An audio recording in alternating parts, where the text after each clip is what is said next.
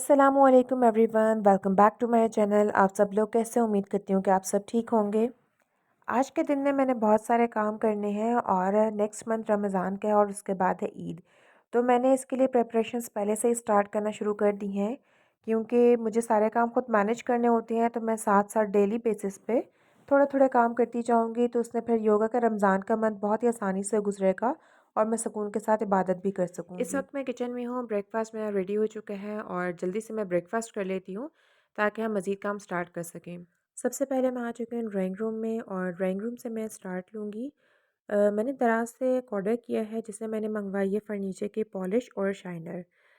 Already मुझे polish बनानी आती है, बट मैंने सोचा कि टाइम टेकिंग है थोड़ा-सा और चीज़ें भी बाज़ार से मंगवानी पड़ेंगी, तो इससे बेहतर है कि मैं बनी बनाई पॉलिश जो है वो मंगवा लेती हूँ और साथ में शाइनर भी। अगर आप लोग चाहें तो मैं आपके साथ जो है शेयर कर दूँगी कि फर्नीचर की पॉलिश किस तरह से बनाई जाती है। आप घर पे कुछ किस तरीके से रेडी कर सकते हैं और इसके लिए क्या-क्या इंग्रीडिएंट्स चाहिए होते हैं, वो मैं आपको सब बता दूँगी। अगर आपको चाहिए हो तो मुझे कमेंट्स में बता दीजिएगा, तो मैं कंप्लीट इसके ऊपर एक डिटेल में व्लॉग बना दूँगी। जब मैं ग्रेजुएशन में थी, मैंने उस वक़्त फ़र्स्ट टाइम जो है फर्नीचर की पॉलिश बनाई थी, क्योंकि हमारा एक प्रोजेक्ट था इंटीरियर डिज़ाइनिंग में। उसमें था कि हमें फर्नीचर की पॉलिश बनानी है और डिफ़रेंट टाइप्स की हमें दिए गए थे फर्नीचर, जिसके ऊपर हमने वो पॉलिश बनाकर और उसके ऊपर पॉलिश करनी भी थी। ये बेसिकली हमारा एक प्रैक्टिकल भी था और प्रोजेक्ट भी था, तो उसमें लिए मैंने सब कुछ सीखा था। तो बहुत ही आसान काम होता है और मज़ा भी आता है। जिसको इंटरेस्ट हो तो उसके लिए काम कोई भी मुश्किल नहीं है, बहुत मज़ा आता है। पॉलिश जो मैंने मंगवाई है, इसमें आप देख सकते हैं कि जी पॉलिश करने के लिए इन्होंने हमें ये मलमल का जो कपड़ा होता है, जिसको गाज रोल भी कहा जाता है, इस तरह का कपड़ा दिया है इन्होंने, जिससे हम पॉलिश कर सकते हैं। और इसके साथ में जी 2 तरह की पॉलिश है। एक तो मैट पॉलिश है ब्राउन कलर में, जिस कलर का मेरा फर्नीचर है, और सेकंड ये कि जो दूसरा है वो है शाइनर। तो ये दोनों हैं और देखने में तो ये बिल्कुल एक्यूरेट जिस तरह से हम घर में खुद से पॉलिश बनाते हैं या बाज़ार से लेते हैं, बिल्कुल वैसे ही लग रही हैं। क्योंकि दराज से भी समटाइम्स चीज़ें अच्छी मिलती हैं और कभी नहीं भी मिलती। तो चलें अब हम देखते हैं कि इनको पॉलिश को, और साथ में ये रेक मार्क का पीस भी इन्होंने हमें भेजा है। ये पॉलिश और शाइनर मैंने दराज से 790 रुपीज़ में बाय किया है और इसकी जो डिलीवरी चार्जेस इसके नहीं थे, फ्री ऑफ कॉस्ट थी। तो ये मैंने डिलीवर करवाया है। पॉलिश और शाइनर बहुत अच्छा आए हैं, तो अब मैंने इनको निकाल लिए है और ऑर्डर जो मैंने किया था बिल्कुल एक्यूरेट उसी के मुताबिक आया है। तो सबसे पहले ये कर लेते हैं कि हम जो है फर्नीचर के लिए पॉलिश करने के लिए स्टार्ट करते हैं। और उसके लिए सबसे पहले जो टेबल है, इनके जो फ्रेम में से शीशा है उसको रिमूव करेंगे डस्टिंग करने के बाद। और ये फ्रेम निकालने के बाद फिर इसकी अच्छी तरीके से डस्टिंग की जाएगी। और मैंने इस वक़्त जो है अपनी जो खिड़कियाँ हैं वो बंद कर दी हैं, क्योंकि जब आप पॉलिश कर रहे होते हैं, हमारा क्योंकि मेन रोड पे ही घर है, तो वहाँ पे डस्ट बहुत ज़्यादा आती है।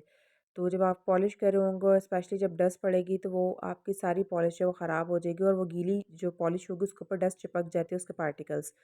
तो इस चीज़ का आपने ध्यान करना है। मैंने इस वक़्त जो है वो दरवाज़े और जो खिड़कियाँ हैं वो बंद कर दिए हैं। और आज हमारी लाइट भी नहीं है सुबह से, तो मैंने सोचा कि ये काम क्यों ना कर लिया जाए दिन की रोशनी में। तो ख़ैर सूरज की रोशनी अंदर आ रही है, तो उसमें हम काम कर लेते हैं। शीशा देख सकते हैं कि आप मैंने फ्रेम से रिमूव कर दिया है और अब मैं जो हूँ पॉलिश करना स्टार्ट करूँगी। जो कपड़ा है इसको मैं काट लूँगी और इसका एक कुशन बना लूँगी, इसके 3-4 फ़ोल्ड कर लूँगी मैं, और फिर उसके साथ जो है हम पॉलिश करना स्टार्ट करेंगे। ये आप देख सकते हैं कि जी मैंने कपड़े को जो है काट लिया और मैं इसको किस तरह से फ़ोल्ड कर रही हूँ। आप कपड़े को इस तरह से फ़ोल्ड करेंगे और इस तरह से जो है इसके एक कुशन टाइप बन जाएगा, जिससे हम करेंगे पॉलिश। और सबसे पहली चीज़ जो इसके लिए इम्पोर्टेंट है, आपने ग्लव्स पहनने हैं। अगर आप विदाउट ग्लव्स करेंगे तो जो पॉलिश या शाइनर है वो आपके हाथों पे चिपक जाएगा। आपके नेल्स और जो हाथ है, स्किन वो सारी ख़राब हो जाएगी और कलर चढ़ जाएगा। तो ग्लव्स आपने लाज़मी पहनने हैं। तो अब मैं करूँगी पॉलिश, और पॉलिश स्टार्ट करते हैं जी करना। अच्छा जी, अब मैं सारी टिप्स आपको बता दें जो फ़र्नीचर पॉलिश से लिए की जाती हैं। सबसे पहले तो मैं आपको ये बता देती हूँ, मेरे फ़र्नीचर की पॉलिश ख़राब नहीं है, इसमें सिर्फ़ हमें शाइनर की ज़रूरत है। तो मैंने पॉलिश भी साथ में मंगवा ली थी, क्योंकि शिफ्टिंग में समटाइम्स ऐसा होता है कि आप पे कोई स्क्रैच वगैरह पड़ जाता है, किसी जगह पे से आपकी जो फ़र्नीचर उसकी पॉलिश जो है वो उतर जाती है। तो सिर्फ़ मेरे एक टेबल पे हुआ था कि स्क्रैच पड़ गया था, तो वहाँ से पॉलिश उतर गई थी, तो मैंने इसलिए मंगवा ली थी। बाकी मैं इसके लिए सिर्फ़ शाइनर को यूज़ करूँगी। तो आप पॉलिश भी इस तरह से कर सकते हैं। और रेक मार मैं इसलिए यूज़ नहीं कर रही क्योंकि अगर पॉलिश करनी है तो उसके लिए पहले आप रेक मार से अच्छे तरीके से उस पॉलिश को उतार देते हैं। सेकंड ये कि ग्लव्स मैंने पहन लिए हैं और अब पॉलिश करना स्टार्ट की जा रही है। तो यानी कि जो शाइनर है मैं उससे करूँगी। अच्छा, जो इसके जो फ्रेम के जो अंदर वाली जगह है, इस जगह पे क्योंकि डस्ट से इतनी ज़्यादा ख़राब हो चुकी है, तो आप देख सकते हैं इसमें नज़र भी आ रहा होगा। तो ये वाली जो जगह है यहाँ पे स्पेशली यहाँ पे मैं पॉलिश यूज़ कर रही हूँ, जो इंटरनल अंदर वाली जगह है। यहाँ पे मैं जो है वो यूज़ कर रही हूँ पॉलिश। और बाकी जो पूरा टेबल है इस पे मैं यूज़ करूँगी सिर्फ शाइनर, क्योंकि इसकी पॉलिश ख़राब नहीं है।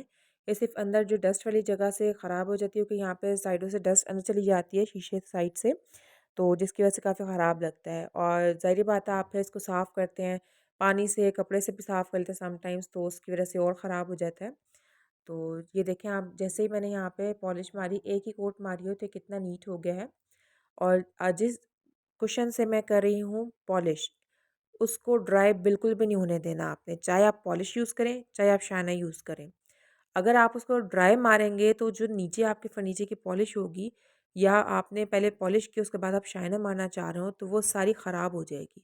तो इस चीज़ का आपने बहुत ध्यान करना है। चलिए, जो इसके अंदर वाला फ्रेम था जहाँ पे शीशा फिक्स होता है, वहाँ पे मैंने मार लिया पॉलिश। और अब मैं इसके ऊपर फर्नीचर को मारने लगी हूँ, जो टेबल है इसके फ्रेम पे मारूंगी मैं अब शाइनर। और शाइनर की कोट आप देखें, मैंने एक कोने से स्टार्ट कर उसको सीधा लंबाई के रुख में नीचे लेके आ रही हूँ। इसको आपने इसी तरीके से करना है ताकि एक स्मूथ वे में आपके जो है फर्नीचर में शाइन आ जाए और इसकी पॉलिश हो जाए।